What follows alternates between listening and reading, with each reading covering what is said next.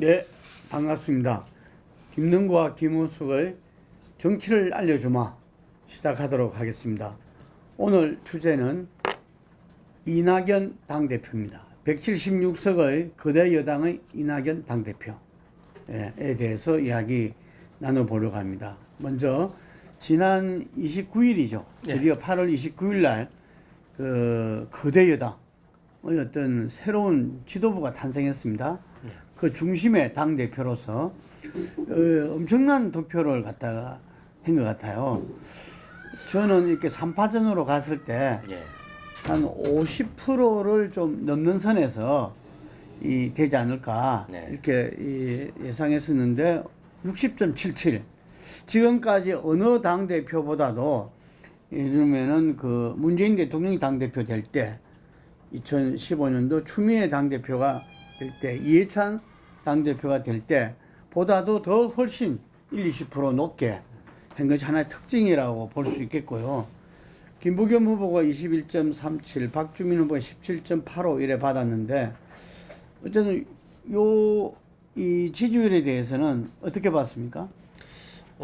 확실히 높게 나온 건 사실인데요. 네.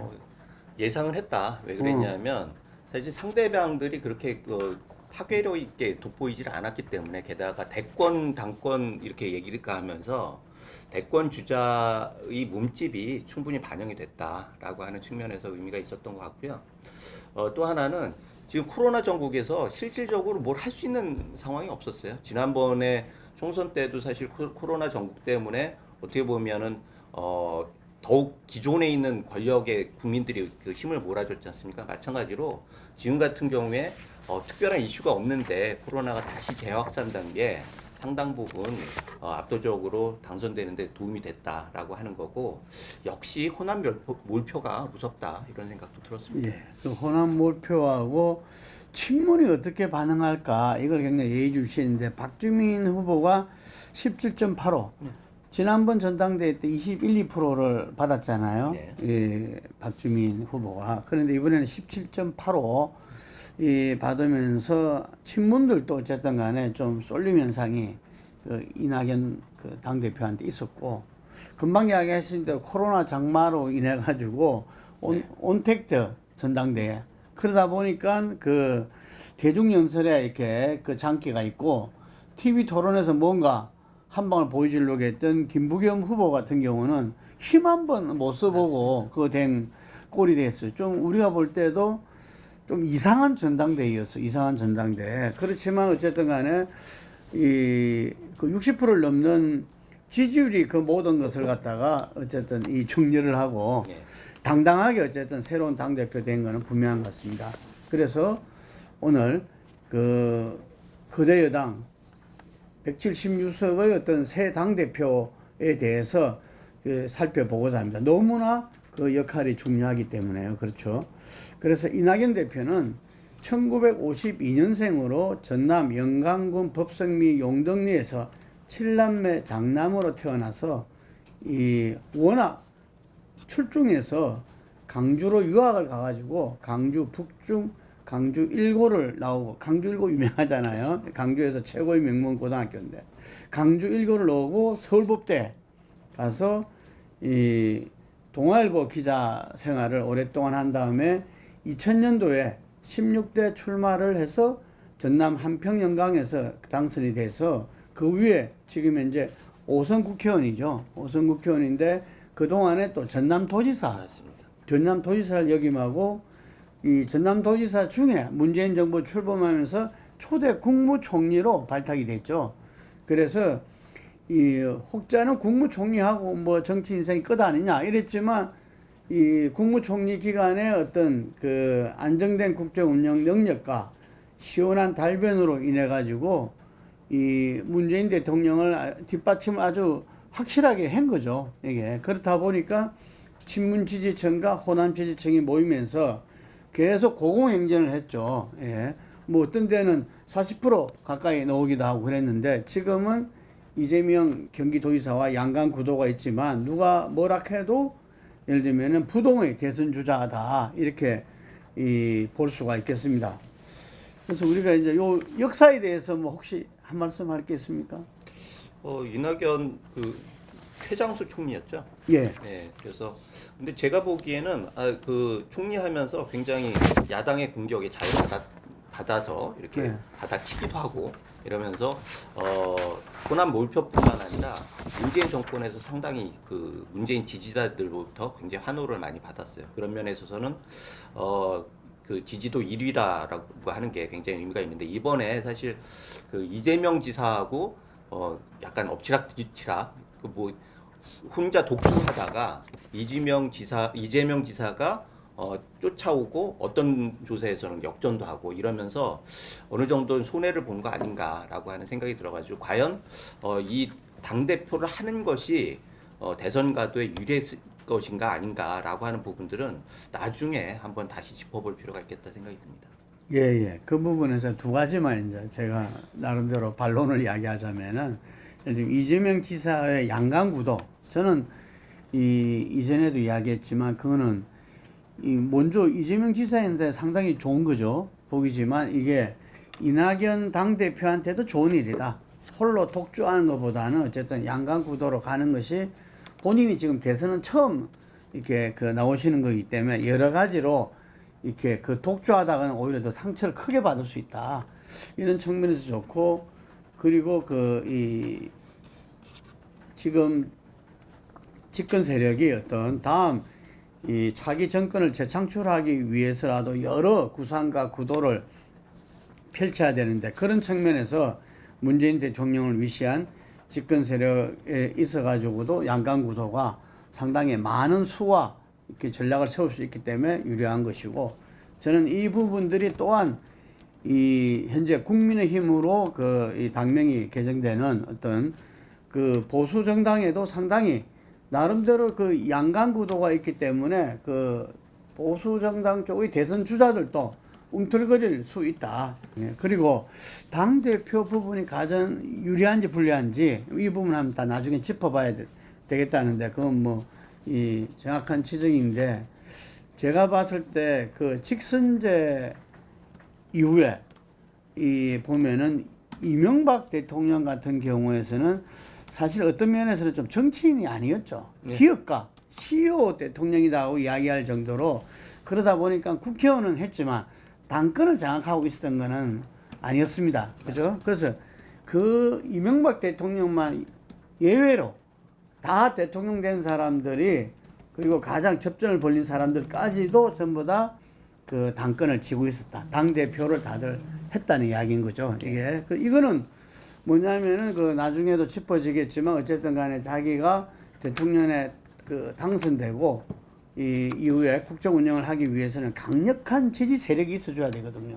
그 강력한 지지 세력이란 게 대체로 보면은 당권을 당 대표를 하면서 어쨌든 구축되는 경우가 많았어요. 그렇기 때문에 이 지금까지의 어떤 우리 과거의 역사에서 볼 때 그리고 지금 현재도 여전히 유효하다. 저는 그렇게 보는 입장입니다. 그럼 그 얘기에 대해서 조금만 더 깊이 얘기를 해보죠. 양강구도 부분은 사실은 약간 캐릭터의 문제예요. 사실 이재명 지사 같은 경우에는 공격형이고 지금 이낙연 그 전 대표께서는 수비형 아니겠습니까? 그래서 수비형 같은 경우에는 총리에서는 굉장히 잘 카운터 펀치도 있고 수비를 잘하고 이런 경우에 굉장히 유리한 측면이 있는데 공격형하고 맞붙었을 때 과연 대통령 대선 가도에 어떤 그 손익이 있을까라고 하는 부분들을 우리가 앞으로 계속 봐야 할 것 같고 대통령은 쟁취하는 겁니다.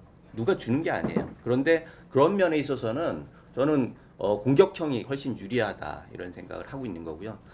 말씀하셨듯이 당대표 유리하냐 불리하냐 문제는 굉장히 여러 가지 그 얘기들이 있어요. 그런데 여당의 당대표는 항상 한계가 있어요.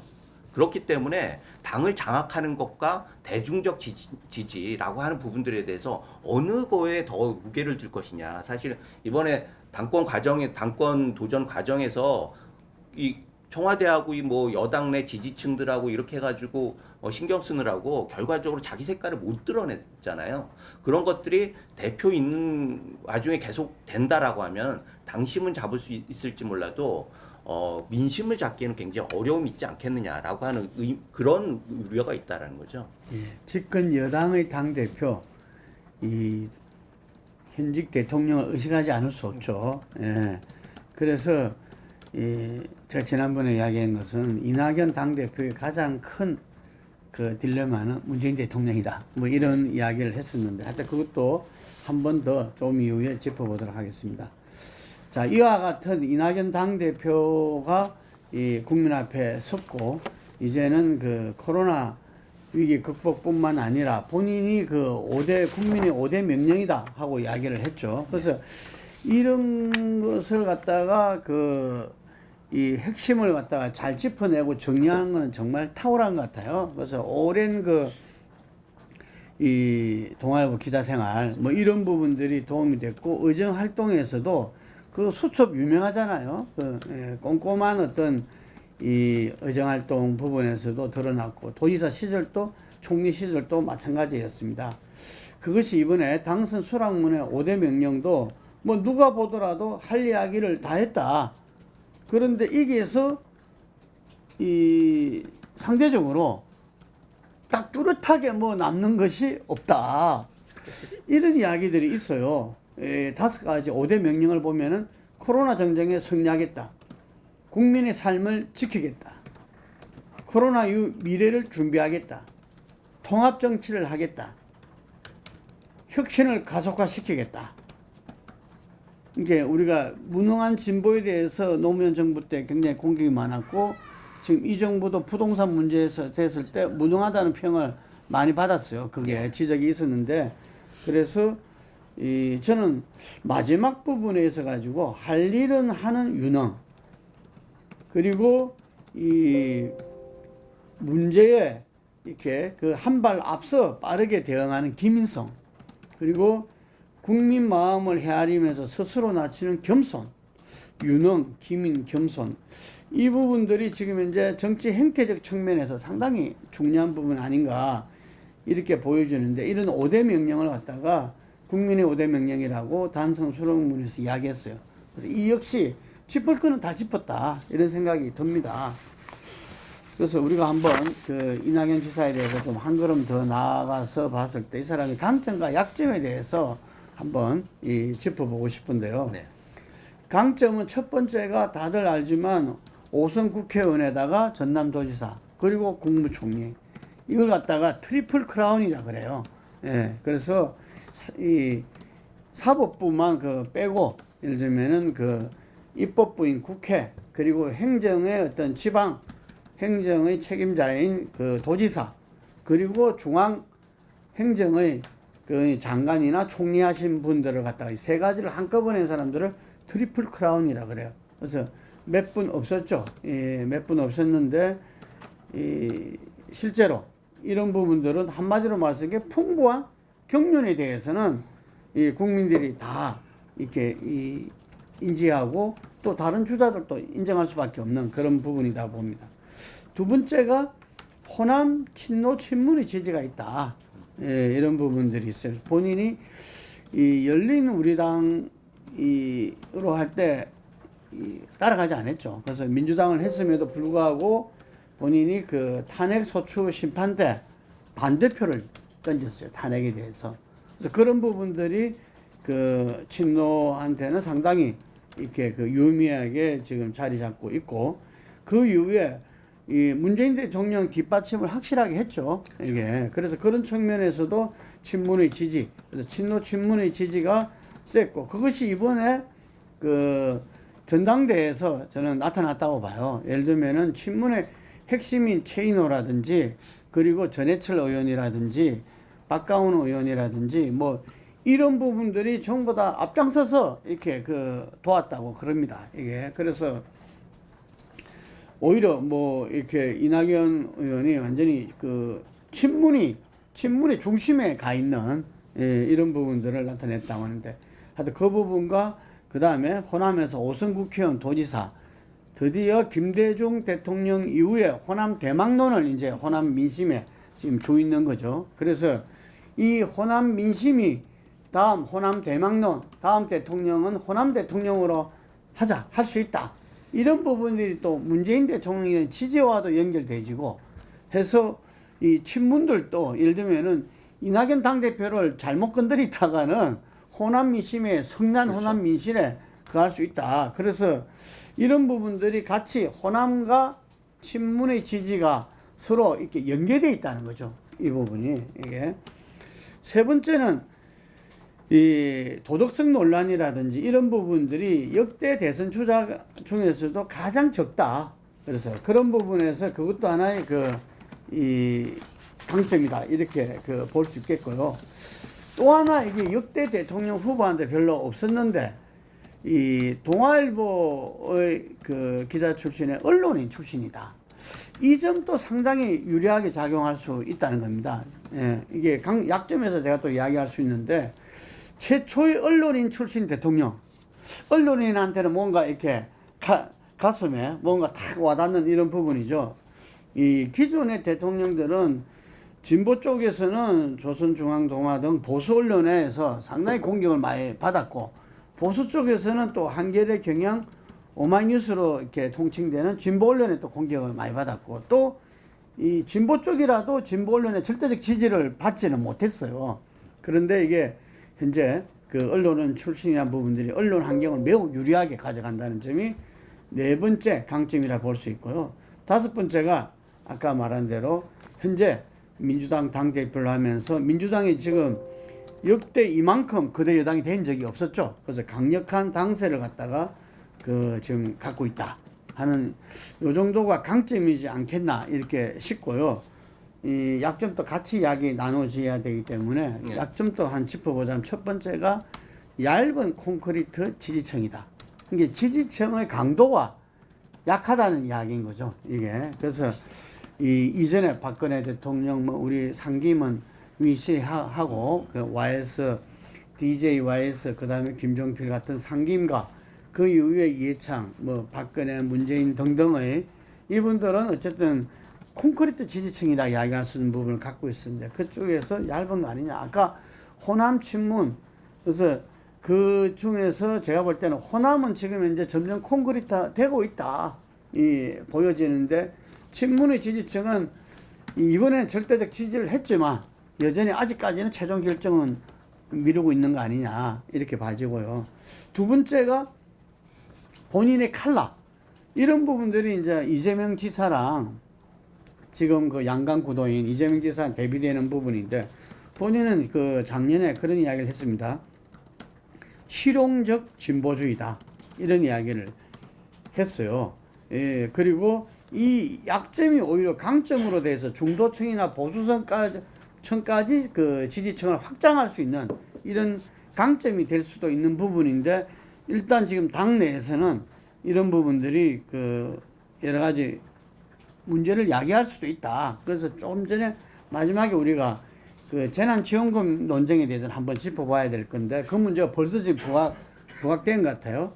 그리고 나이도 이야기하는 측면이 있는데 현재 69세라는 것은 요즘 100세 시대잖아요. 그래서 전혀 문제될 것이 없다고 보여지고 그런데 이번이 이렇게 2022년도 대선이 마지막 아니겠는가. 왜냐하면 우리나라 대통령들은 재수한 분들이 많잖아요. 문재인 대통령도 재수했고 DJ는 사수했고 많은데 이번 이낙연 당대표께서는 이번이 처음이자 마지막 승부수를 던져야 되지 않나 이런 이야기입니다. 네. 예. 지금 말씀드린 강점과 약점에 이렇게 연계돼 가지고 이야기해 주시죠. 이게 문제는 약점이 때로는 말씀하신 대로 약점이 강점이 되기도 하고 강점이 약점이 되기도 하잖아요. 정치에서는 특히 그렇고 지금 콘크리트 지지층이 없다라고 하는 말씀은 전적으로 동감하는데 지금 이번에도 호남과 친노친문이 전폭적으로 지지를 해서 대표는 됐지만 대선은 좀 다른 문제라는 거죠. 그래서 대선에서 정말 대깨문 같은 그런 핵심적인 지지층이 없는 상황에서 경선을 돌파할 수 있을까? 반면 이재명 지사 같은 경우에는 핵심 지지층들이 아주 많습니다. 그래가지고 한번 이렇게 하면 몇천 명이 울려들고 그래가지고 실질적으로 친문의 핵심 그룹들과 전쟁도 벌이고 이렇게 하지 않습니까? 그런 정도로 전투를 통해서 단련된 독자적인 그룹이 있는 거죠. 그리고 이런 부분들이 실질적으로 호남으로 커버를 할 수 있느냐. 호남 같은 경우에 굉장히 전략적 투표를 하기로 유명하잖아요. 만약에 지난번에 예전 같은 경우에는 임종석, 뭐 이낙연, 그 비서실장, 임종석 비서실장한테 이 둘한테 지지를 보내가지고 경쟁을 시켰단 말이에요. 그런데 임종석 같은 경우에는 중간에 이렇게 좀 잊혀져 있던 거고 지금은 혼자 남아 있는데 이런 상황에서 그 호남에서 끝까지 몰표를 할 수 있을 건가? 지난번에도 말씀드렸지만 여당의 성공 방정식은 영남 후보의 호남 몰표인데 만약에 호남 후보를 딱 만들어 놓고 영호남의 대결이 된다라고 하면은 그게 승산이 어려워진다. 그러면 과연 호남에서 또 이렇게 전폭적으로 지지를 할 수 경선 과정에서 후보를 선출하는 과정에서 전폭적인 지지를 할 수 있을 것인가라고 하는 문제가 있는 거죠. 그래서 굉장히 엷은 이런 지지층이라고 하는 게 결국은 그 당권을 도전할 수밖에 없게 만든 거였고 당권을 도전하는 와중에 또 그 이렇게 딜레마가 있는 거예요. 집중 아주 그 핵심 지지층들을 만들어내면은 대중적으로는 약간 멀어지는 부분이 있거든요.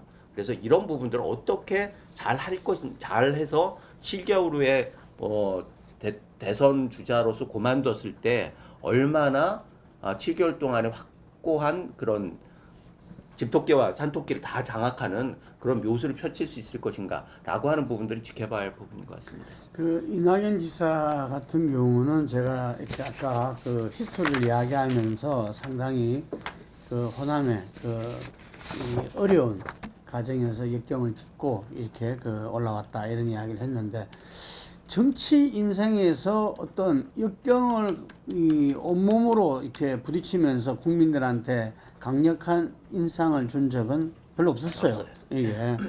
예, 그러다 보니까 이번 전당대회는 저는 뭐 가지 않으면 안 될 길이었다. 대권으로 위해서는. 왜냐하면은 어떤 전국의 국민들한테 또 전체 당원들한테 이 본인의 어떤 의지와 비전, 능력을 보여줄 수 있는 시기였기 때문에 저는 당연했다고 보는데 어쨌든 이번 전당대회에서 금방 말씀하신 부분들 지금 그 민주당 쪽에서는 어쨌든 그동안 이 영남 후보론, 영남 후보 DJ 이후에는 영남 후보론이 상당히 기본적인 기본표 플러스 영남 후보 이렇게 되어 왔었는데 그래서 그 부분이 전략적인 어떤 사고와 이 결정을 하는 호남 사람들한테도 당선 가능성이 흔들리면 흔들릴 수 있다 이런 이야기잖아요.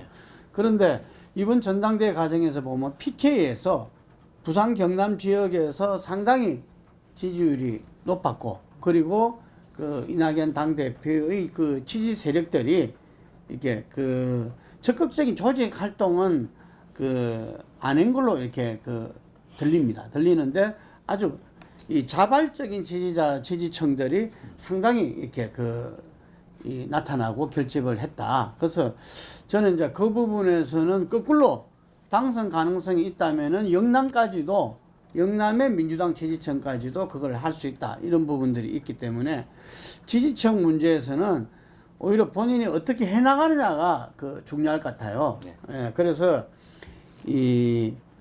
지금 오늘 시간 관계상 마지막으로 현안 문제 지금 이제 2차 긴급 재난지원금 가지고 네. 지금 세게 붙고 있는 것 같아요. 이게 본인은 지난번에 이렇게 말씀하신 게 그거잖아요. 이렇게 재난을 더 많이 겪고 고통을 더 당하시는 분이 더 빨리 더 두껍게 드리는 것이 취지에 맞다.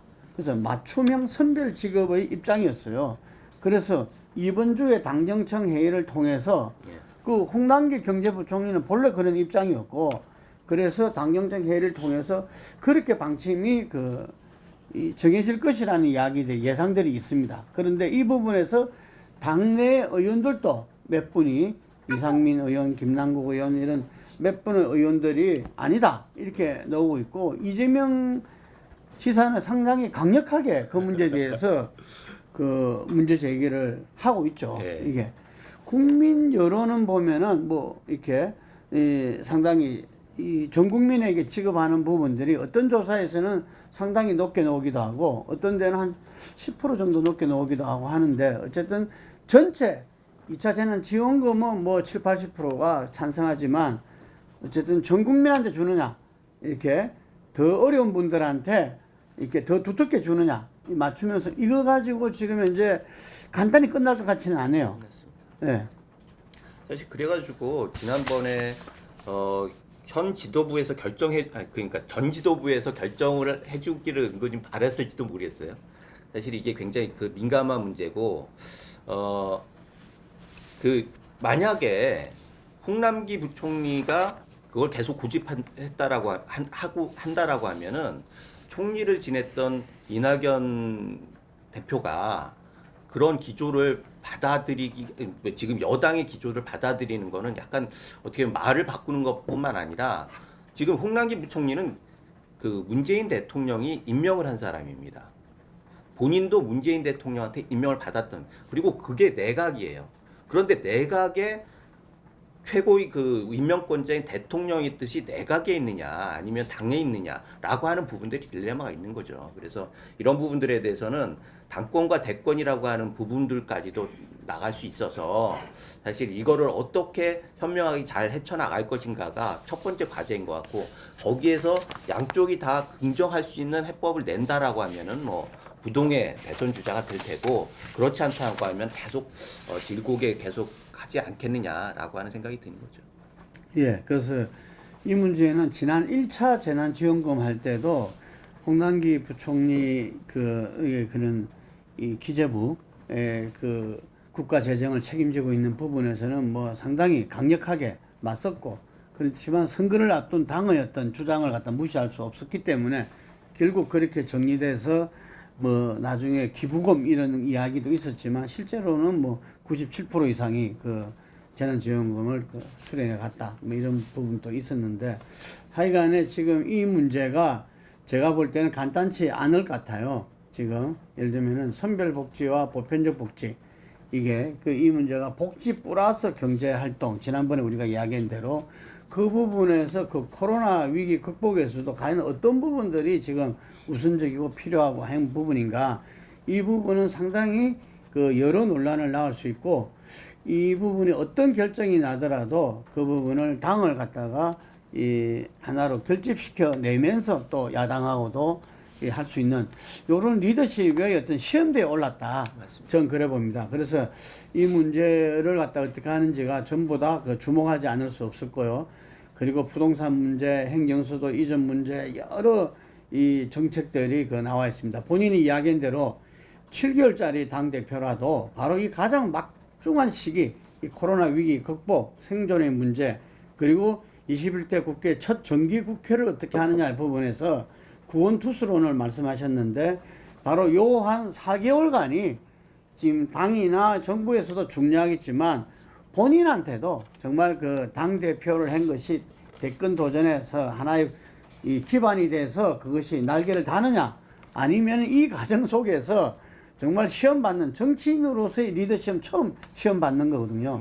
예, 그래서 그 가는 때가 될 것이다. 이렇게 보여집니다.